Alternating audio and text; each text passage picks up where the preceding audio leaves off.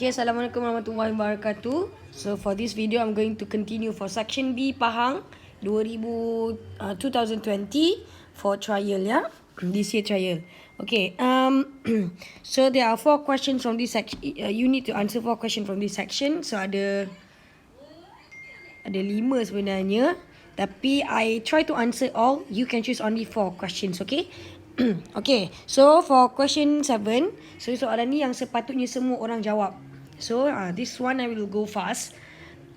Okay, so looking at the questions, so that is the equation given, y equals to p over x plus 1 power of k. So kita baca soalan, dan soalan A dia kata plot log 10 y against log 10 x plus 1. So if the question said that it's log 10, so meaning that we have to change the equation into log 10. So kita kena masukkan log 10 somehow dalam this equation. So what I do first is I buatkan log untuk kiri dan kanan. So the rules of log is whenever you have division, so you have to minus. So kita minuskan, so kita dapat bila kita dalam keadaan begini, so tolak, so kita susun semula, so dia akan jadi bentuk dia begini. So that is not the first thing that you should cari sebenarnya. Tapi kalau dalam soalan ni I buat benda ni yang dahulu. So after that barulah I tukarkan, I redo the the table, so that we have the new table, log 10y against log 10x plus 1. So kalau dalam soalan ni kan 0.5 kan, so dia 0.5 tambah 1, so dia log 10, sebenarnya log 10 1.5. So tekan kalkulator, awak akan dapat 0.183 whatsoever. Tapi awak ambil 2 titik perpuluhan saja. So sama lah dengan 0.30 ni. Dia sebenarnya datang daripada kat sini 1 kan. Tengok kat sini kan 1. So untuk kolom kedua sepatutnya kat sini 1. Tapi sebab we have change our x into log 10x plus 1, so dia akan jadi 1 tambah 1, which means equals to 2. So log 10 log base 10 2 adalah 0.3. And same goes to the other values. Okay, sama juga dengan y. Y ni tak ada masalah. Log 10 9.277 terus dapat 0.97, itu saja. Tekan yang lain juga. So kalau dapat negatif tak ada masalah. Bila you have to know that whenever it is 0 point something for log, jawapan dia mesti negatif. Itu memang sudah menjadi rutin, ataupun kita memang dah tahu dah keadaan itu akan berlaku. So after you do this, so this will reward you like 2 marks, right? 2 marks dulu, ataupun maybe 1 ataupun 2. Lepas tu disuruh kita draw our graph. So I did not draw my graph, tapi bentuk dia macam ni lah. So I'll show you macam mana bentuk dia gunakan daripada dalam skema Okay, so dia dah bagi begitu. So setelah kita dapat 5 markah, okay, 5 markah untuk kita punya 5 markah untuk kita punya graf. Okay, so soalan yang seterusnya adalah B. So using the graph in 7A, find the value of K dengan P. Okay, so I show you how the graph looks like using the skema dia bagi skema kan, as what I show you. Dia suruh kita cari what is the value for K dengan what is the value for P. Okay, so we know that our K, if we arrange the equation into y equals to mx plus c, we can see that log 10x plus 1 is actually the x, log 10y is the y, and log 10p is the c. Okay, so m dia ataupun gradient dia adalah negative k. So what I do is, I nak senangkan, gunakan graph yang ada sudah. You have to make your own graph, ya. So menggunakan graph yang I dah jumpa, I tahu bahawa gradient formula adalah negative y intercept over x intercept. So I note that from the scheme yang kita dapat tadi, I just take the y intercept and then I take the x intercept, and then I bahagikan. Ingat dia mesti ada negatif. So I dapatlah m dia adalah negatif 2.1618. But since our K ada negatif, so dah tinggal K sama dengan 2.6181. Okay, so that's your K. Okay, kalau kamu nak buat dalam 3 titik perpuluhan pun boleh, asalkan dia lebih kurang jawapan yang ini. Okay, so log 10p, I tulis plus minus 0.1 lah. Okay, so boleh consider betul. So log 10p pula, ini adalah our y-intercept. So from our y-intercept 1.44, so your p should be 27/54. Okay, so last question dia kata what is the value for y when x equals to 1.3. So value 1.3 tadi adalah nilai x. So dekat sini adalah log 10 x plus 1. So apa yang kita buat, we take 1.3, we put inside the formula. So sebenarnya dia dapat log 10 2.3 equals to 0.36. Equal point 0.36. Okay, sebab dia kata tadi 2.3 kan. So kalau kita tekan calculator, log 10 2.3, jawapan dia adalah 0.36. So kita cari 0.36 kat mana. So 0.36 kat sini kan. So kita drag until it touches the line, and then you have to read what's the value for y here. But remember, the one that you read here is not the value for y itself. It's actually log 10y that is equals to 0.5. Sebab our y tadi, kita punya y-axis adalah log 10y, bukan y. So that's why it should be equals to 0.5. So y equals to shift log 0.5. Then you get 3.162. Okay? Boleh Right. So settle untuk soalan yang confirm boleh dapat 10 markah. I will always ask my student to answer this question because this will give you bonus marks for me lah. Okay, let's go to question number 8. Coordinate geometry. Question number 8. QR intersect straight line PQ at point Q. So kalau ada intersectionnya, nak cari coordinate Q, mesti guna simultaneous equation. That is the first thing that come across my mind whenever I see two lines intersect. Lepas tu I tengok dia mesti ada parallel line. Okay, dia ada parallel line means okay. So dia perpendicular line means okay. So kita boleh buat soalan ni, jangan tinggalkan.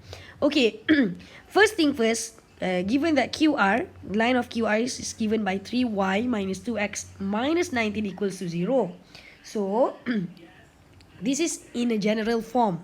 So jadikan dia dalam bentuk gradient form. Bila awak jadikan dia dalam bentuk gradient form, what you get is, you will get the gradient of the equation. So gradient of the equation for QR.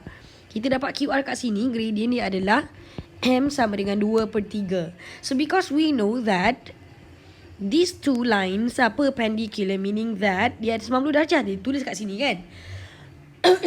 Meaning that this 90 darjah, maksudnya kita boleh guna this formula. Rules yang ini. M1 multiplied by M2 is equals to -1. So because we know our M2 is equals to 2/3, so kita nak cari M kita yang satu lagi. So equate it with -1, then you'll get -3/2 for QP. So that is for the gradient for QP or PQ. Sama je lah kan. Okay. So because we know one point of the PQ, of line PQ is 0,2. Ini P 02. So kita masukkan saja dalam formula y equal to mx plus c, atau you can choose whatever equation of line yang kamu tahu. Boleh juga guna ni, pun senang juga. Mana-mana pun boleh. Okay. So masukkan this is x actually, and this is y. Masukkan dalam formula, then you'll get c. Then voila, you'll get your straight line equation of PQ. Tu dia. Okay. Senang. Ini settle, dapat satu, dapat 2 markah. Senang je, 2 markah je tu. Okay, coordinates of Q, as what I mentioned to you, bila I nampak 2 straight line yang intersect, I tahu soalan ni mesti akan minta cari point yang intersect tu. Betul, dia minta cari the coordinates of Q yang intersect. So, simultaneous equation. Okay, simultaneous equation. So, ini Y. Ini our first equation, ini our second equation. So memang I sengaja letakkan y tu as a subject so that I can substitute into the first formula. So I gantikan saja yi equals to negative 3 over 2x plus 2 into the formula, into the first equation. Then do it slowly, follow the step, then you'll get x equals to negative 2. Okay. Pause this video if you think you want to copy or you want to understand the way how to get x. Okay, kalau tahu dah macam mana, so teruskan. Okay, after you get x, of course you have to find the y. Sebab nak cari koordinat mesti ada dua benda, satu x, satu y. So masukkan dalam equation tu tadi, masukkan, so you'll get y equals to 5. And there you go, your q is equal to negative 2, 5. Okay, right, settle. Koordinat Q. Dapat berapa markah? Total 4 markah semua. Okay. So ingat soalan ni ada 10 markah. So kita dah berjaya dapat 4. So kita ada lagi 6 markah lagi.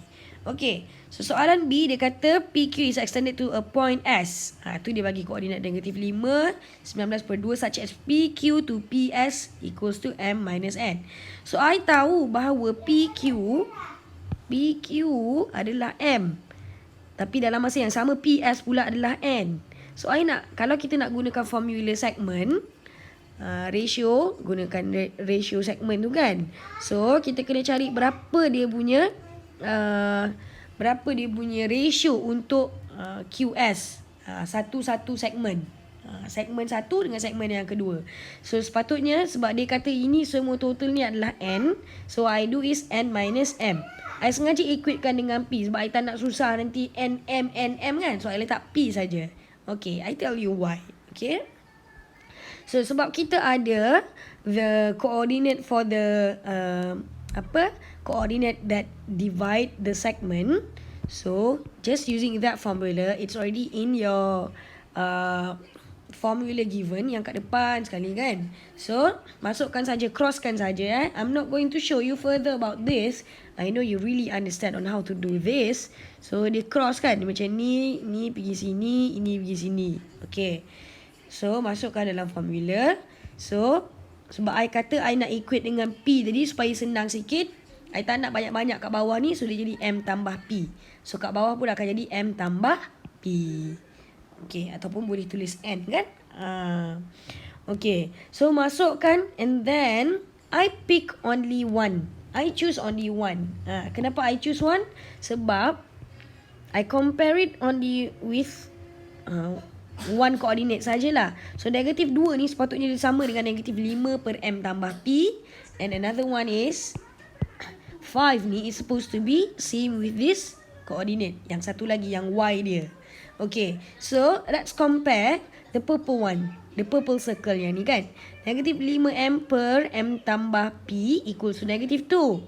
So kamu selesaikan. Tadi I guna P kan.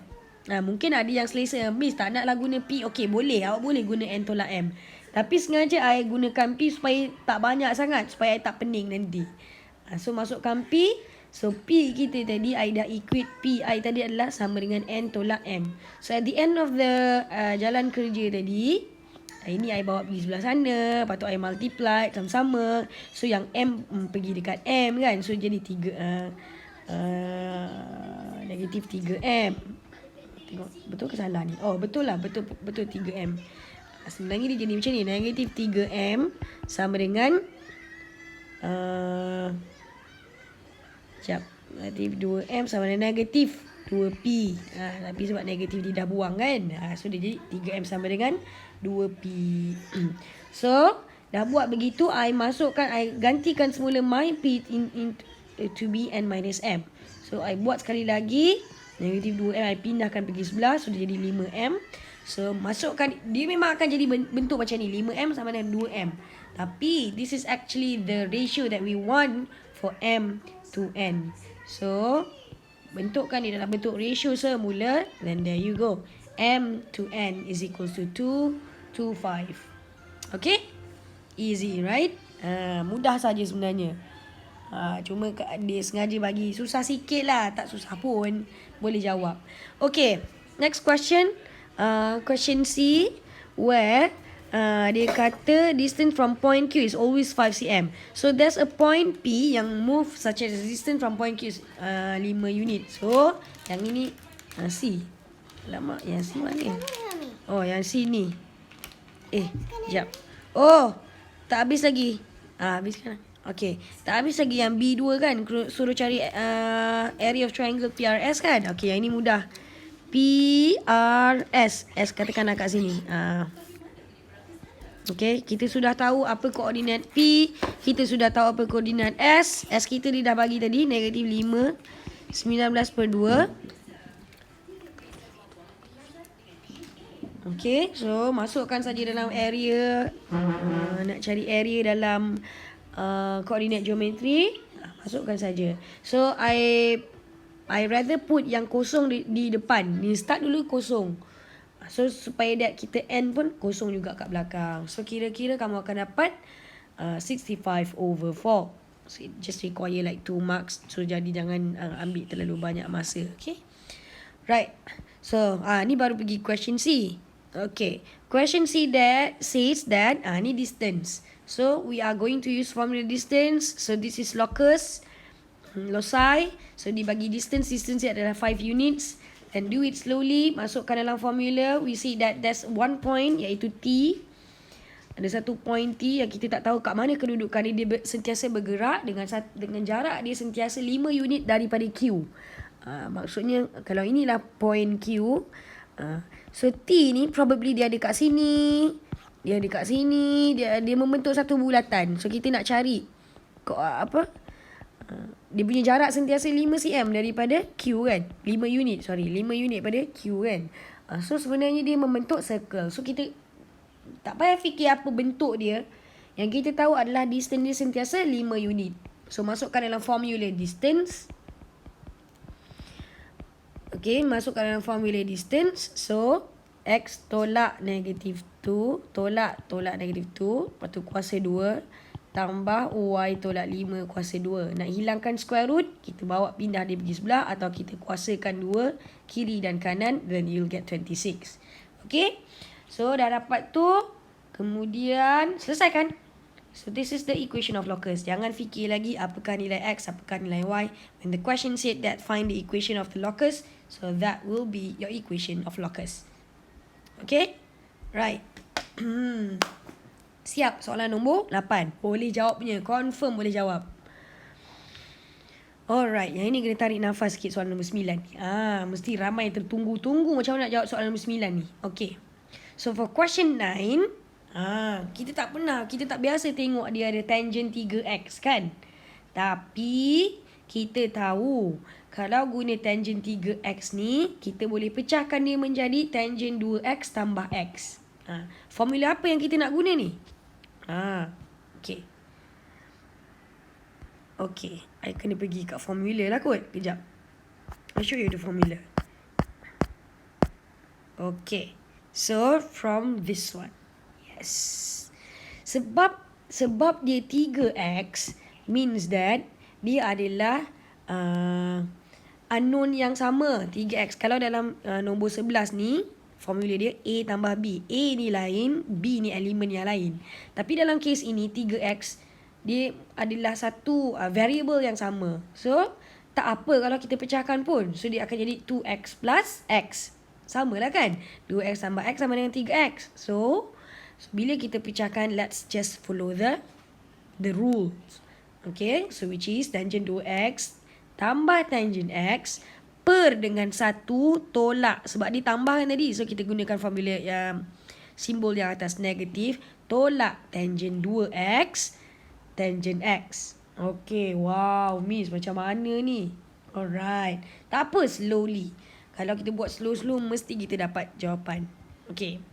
So sekarang ni, fokus kita adalah ini. Daripada sini, macam mana kita nak buktikan. Kita nak buktikan bahawa ini yang kita dah tukar ni. Biasanya I akan cakap kan. Kita akan ambil daripada yang banyak kepada yang kecil. Tapi dalam case tangent ni, kita ambil yang sama rupanya.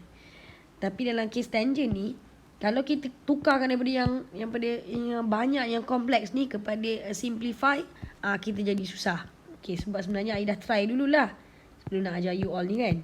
So, tangent 3x ni, I kena tukarkan dia jadi 2x tambah x. So, masukkan dalam formula. So, dari sini, let's do it. Let's do it. Okay, so 2 tangent 2x ni, kita tengok balik dekat sini. Tangent 2x ni adalah sebenarnya 2 tangent x over 1 tolak tangent kuasa 2x tambah tangent x. Tangent yang merah jangan tengok dulu So tangent x ni dia dah memang simplify, dia dalam bentuk yang termudah, jangan tukarkan lagi. Over 1 minus tangent 2x. So tangent 2x ni masih kita boleh simplify lagi, which is equals to 2 tangent x over 1 minus tangent square x times with x. Okay. Panjangnya. Memang. Tapi do it slowly. Okay. Look at the red pen. Look at the red pen. So we know that if we want to solve fraction, we have to make sure that the denominator should be the same. But the thing is that tangent x got no denominator, kan? Dia tak ada denominator. So denominator is actually equals to 1. So what I do is, I make the denominator the same. So I have to multiply it with 1 minus tangent square x di bawah and di atas juga. So what happen? Dia akan jadi begini. Okay. Tarik nafas dulu. Okay, dia akan jadi begini. So, untuk yang case ini juga sama. Yang case ini juga, 1 ni, dia tak ada denominator. Dia ada sebenarnya. Tapi, 1 bahagi dengan 1. Of course, the answer will be 1, kan? So, we have to make the denominator the same juga. So, ini pun jadi 1 tolak tangent square x. So, jadikan 1 minus tangent square x. So, 1 pun sama kita darab dengan 1 tolak tangent square x. So, tolak 2 tangent x times with tangent x. Then, you'll get 2 tangent square x. Okay. So, somehow, dia dah jadi macam ni. Okay. So, ini bahagi dengan ini. Very complicated. Mesti I dah dengar dah. I can tell. I can hear your voice saying that soalan ni kan membunuh. Okay. Wait until you see how easy I cancel it out. Okay. So ini kan sebenarnya ini per ataupun per kan dengan ini kan.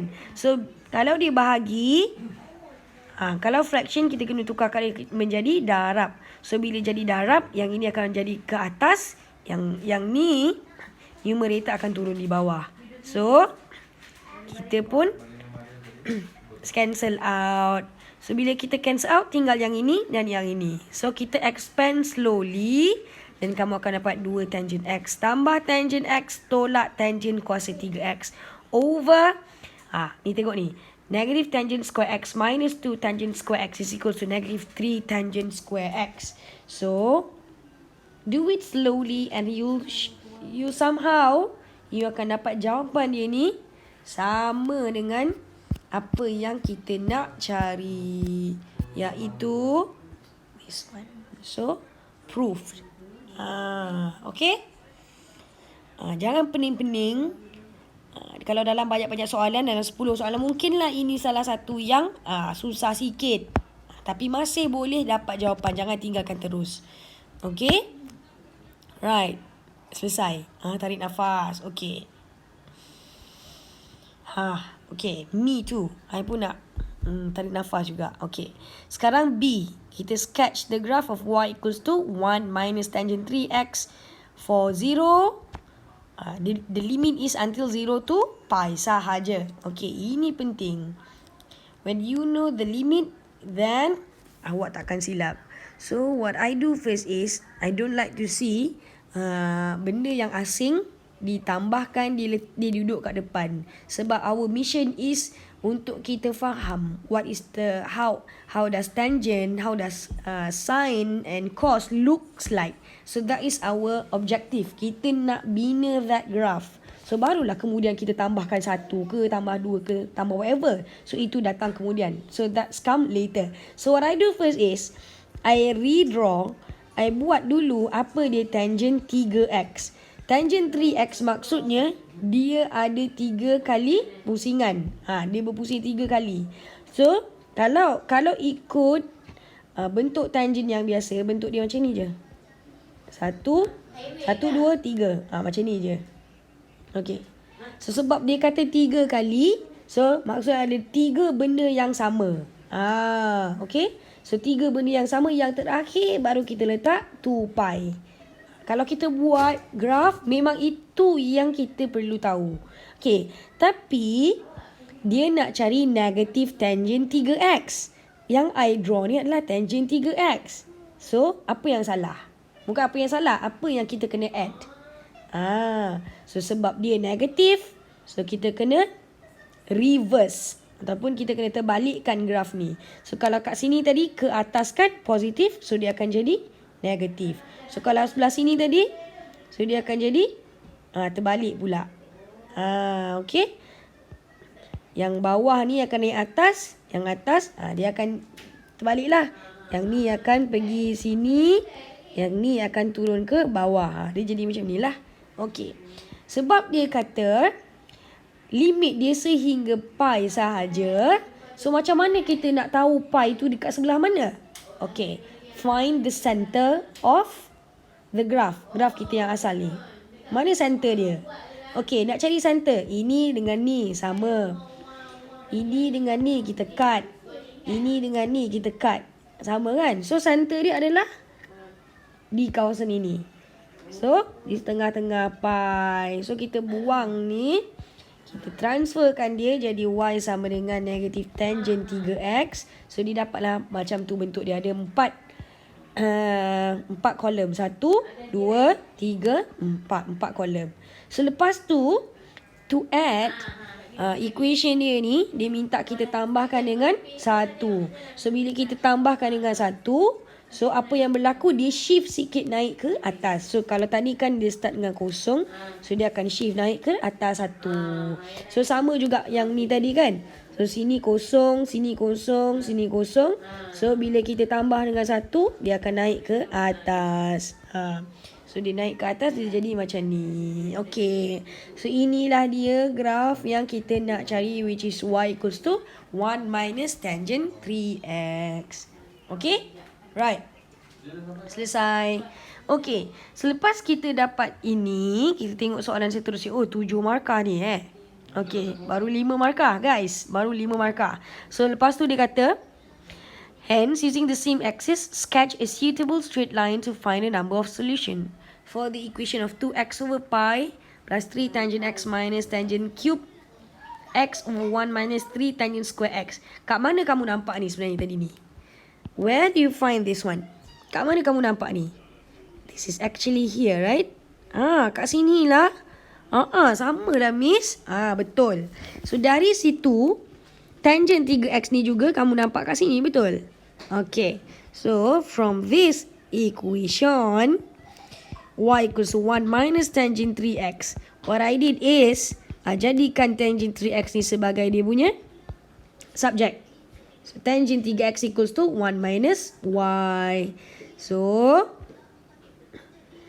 ini tadi sebenarnya adalah tangent 3x. Betul tak? Cuba tengok balik.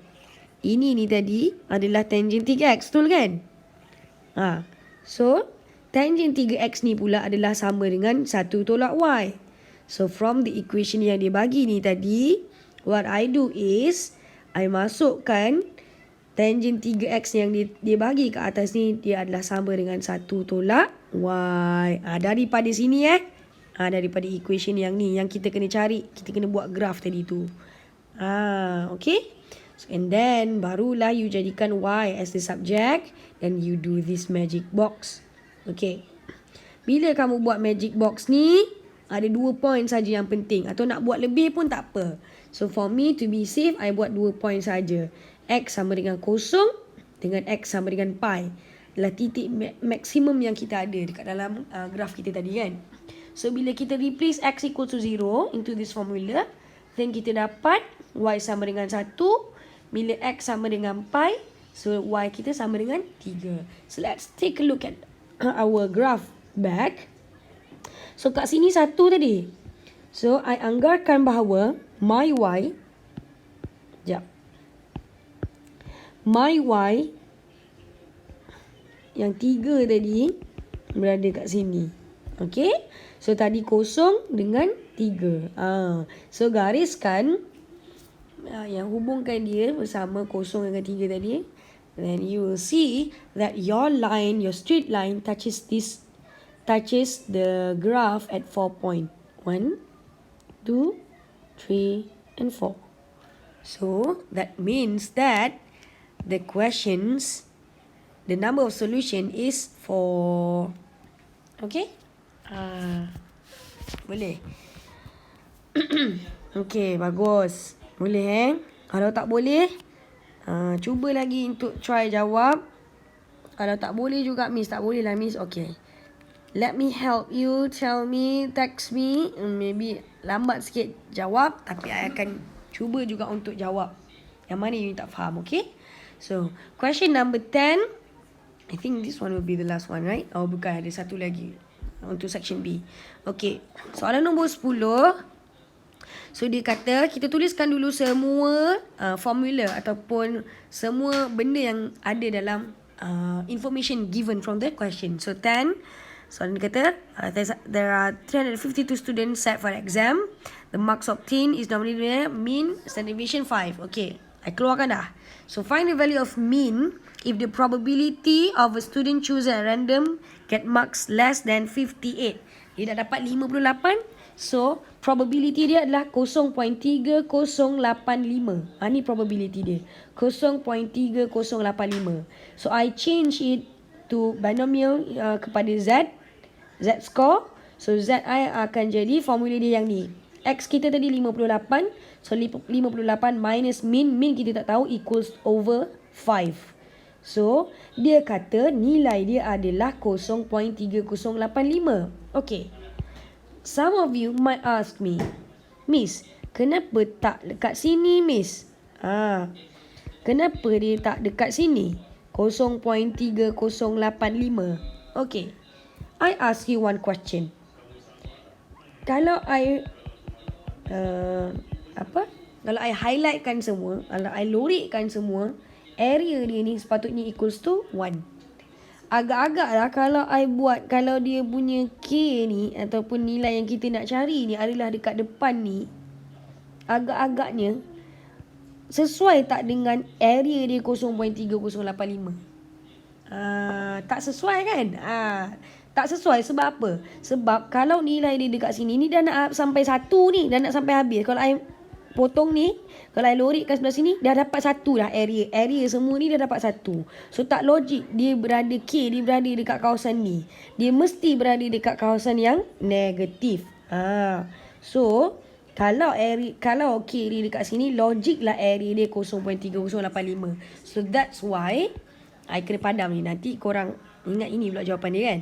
Okay. So that's why kamu perlu tahu area ini, nilai area sejumlah ini berada dekat sebelah kanan atau sebelah kiri. So this is your part, your understanding. Macam mana nak tentukan kat mana area dia. Yang ni kamu kena licik sikit lah. Gerakkan sikit otak ni, gegar-gegar sikit. Okay. So kita tahu nilai kita adalah di negatif K. So, apa yang I buat? 0.3085 tu sebenarnya 0.3085 tu sebenarnya dia berada dekat dalam ni. Dia adalah probability kan? Alamak, dah nampak pula kan? Sebab I dah buat tadi kan? So, ada kat dalam ni. 0.3085 ni dah 31, 35, 39 dah terlalu lebih. 0.3446. Okay, 0.3085. So value kita sepatutnya adalah 0.5. Okay, 0.5 nilai Z kita. Kenapa I letak negatif tadi? Sebab dia berada di area yang negatif. So that's why I put negatif. So letak negatif, and then I dapat mean kita adalah equals to 60.5. Okay. I harap siapa-siapa yang lepas ni ada masalah untuk fahamkan kat mana area sesuatu area probability dia tu, kamu kena fahamkan apa yang I ceritakan tadi. Okay. Sama ada logik atau tidak logik dia berada di sebelah sana. Okay. Okay. So soalan seterusnya, minta cari number 2. Itu PX, dia minta cari who achieve marks more than 65. Okay. So senang je yang ini. Yang ni dia kata lebih daripada 65. So kita gunakan min kita yang kita dah dapat tadi, masukkan. So cari Z greater than 0.9. Cari terus dekat dalam table tadi. Terus dapat jawapan. Okay. Alright. Kemudian tak habis lagi. Sebab dia kata find the number of student. Dia minta cari bilangan pelajar. Number of students kan. Allah. Dia minta cari bilangan pelajar, number of students. So kita kena multiply kita punya probability tadi dengan n kita, iaitu 356. So kita akan dapat di 64.8. So dia belum sampai lagi 65 orang. So kita cakap di 64 orang sahaja. Okay. Habis dah suara. Okay. So soalan B, soalan yang terakhir. The probability of a consumer shops online is M. So tu probability dia lah.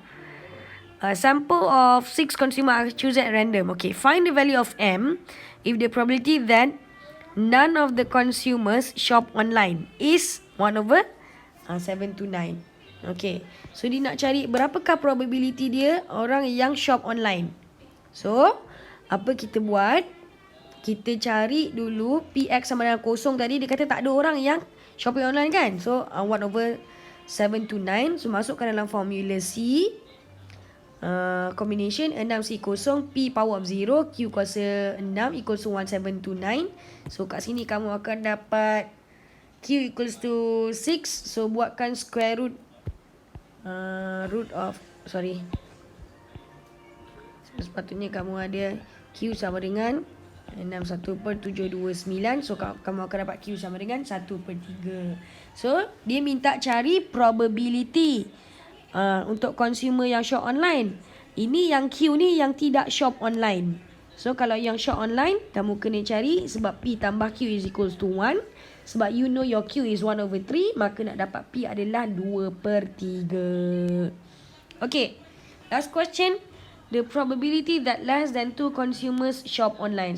Dia kata less than 2. Okay, I tengok dalam skema ni jawapan dia salah. So this is the right one. So dia kata less than 2 maksudnya PX sama dengan kosong. Dia ada P, masuk tak 2 ni? Tak masuk. Masuk tak 2 ni? Tak masuk sebab dia less than 2. So apa nombor yang kurang daripada 2? 1 dan kosong saja. So kita tambahkan 2 saja probability. Yang kosong tak perlu cari sebab dia dah bagi tadi dekat sini. Ni kan, kalau kosong kan.